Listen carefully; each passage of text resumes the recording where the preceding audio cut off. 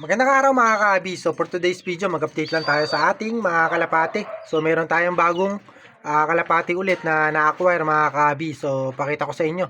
So yung isa young bird lang, tapos yung isa naman ay old bird na. So breeder age na, kaya gagamitin na rin natin agad. So bali ano lang din yun, homer nga yung nakuha natin. So old line homer muna yung trip natin ngayon na kalapati. So medyo mahal din yung pagkakabili natin at pagkaka-acquire, pero talagang ganoon kasi nga kung gusto natin talagang paglalaanan natin ng pera saka ng panahon. So kasi ayoko naman na mag-alaga ng kalapate na hindi naman natin gusto. So tayo kasi gusto talaga natin yung mga old line o yung mga homer o kung tawagin nila sargo o borga.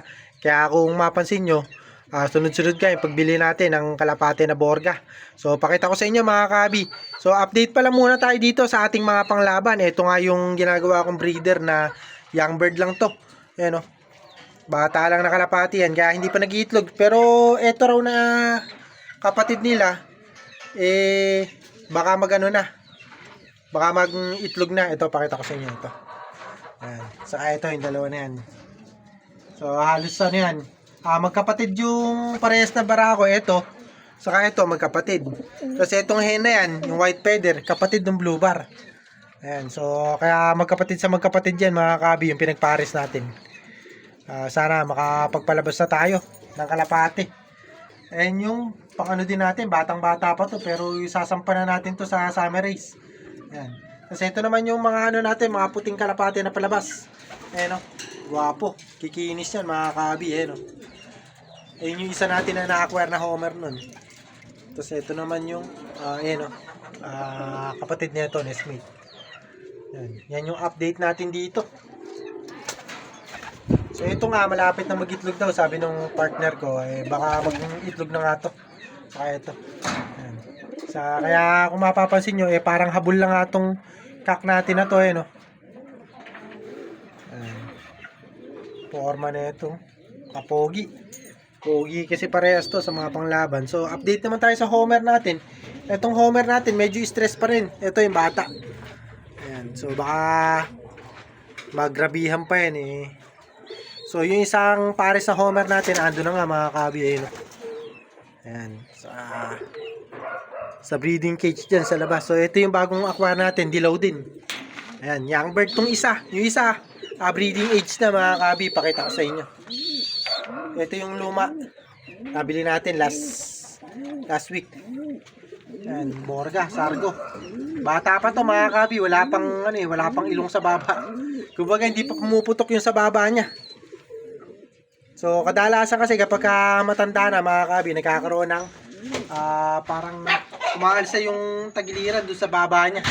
Yung sa ibabang tuka. Ayan, nabubulol pa. Ayan, laki ng ilong nito, young bird pa lang. Kaso, meron siyang bulutong. Ayan, nagkabulutong nga to.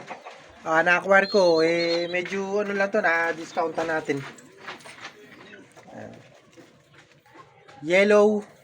Yellow recessive to mga kabi. Recessive yellow, yung kulay. Pakita ko sa inyo. Bata pa. Na-acquire ko nga mga kabi. May sing-sing din yan. Kasi yun yung mas matanda nga na yellow natin, yung breeder age natin. Malaki nga ilong niyan, no? Yung dilaw natin na yan. Update naman tayo dun sa na-acquire ko nga na kalapate na bago.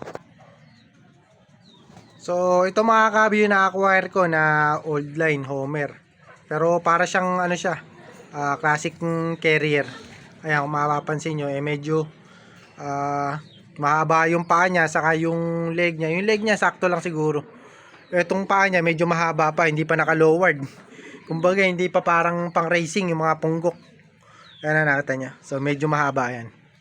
Ito ko sa inyo, sa malayo. So medyo malaking ibon to mga kabi. Ayan. So kung yung mga nagpapansin nga dyan, may alam sa pagkakalapate, para siyang carrier.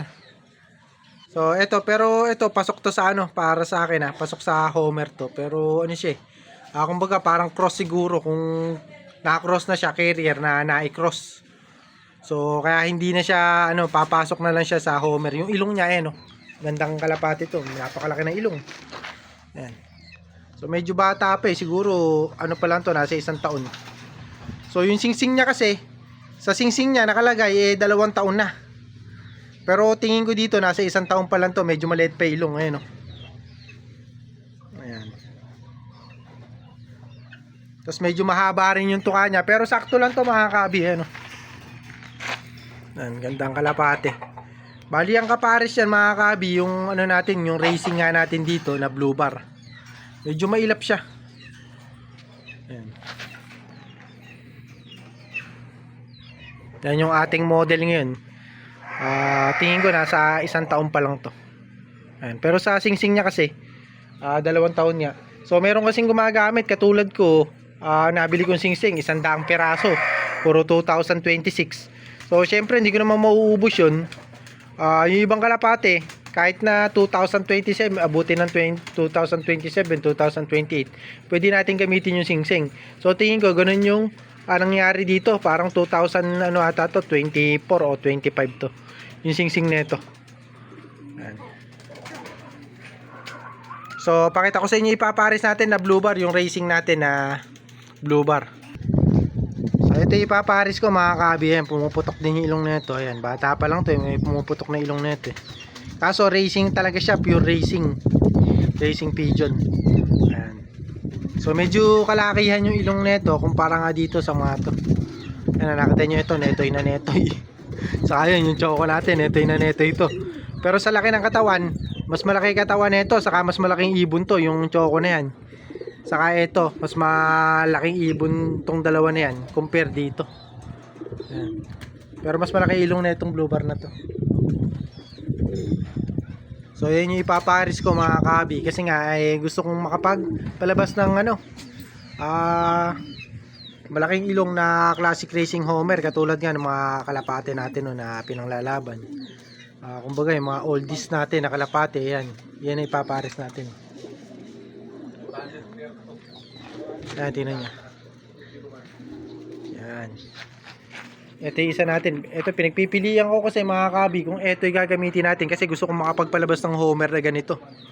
Kaso gagamitin nga nung kasama natin kasi ito anak to ni Tacloban sa Baleleng. Ayan. Tapos ito isa pang gagamitin ko nga sana, itong choco, para makapagpalabas na tayo ng choco. Pero ano kasi ito baka susunod na breeding na natin gamitin, pero pagkagamitin ko lahat yan, pagkakross ko lahat yan. So mag-iipon tayo ng homer ngayon. So yun yung gagawin natin, mag-iipon tayo ng homer na kalapate. So sa ngayon, ito muna ipaparis natin. Ito yung blue bar na to. So good luck sa breeding natin at breeding nyo mga kabi. Good luck pala sa mga lahat ng may race ngayon.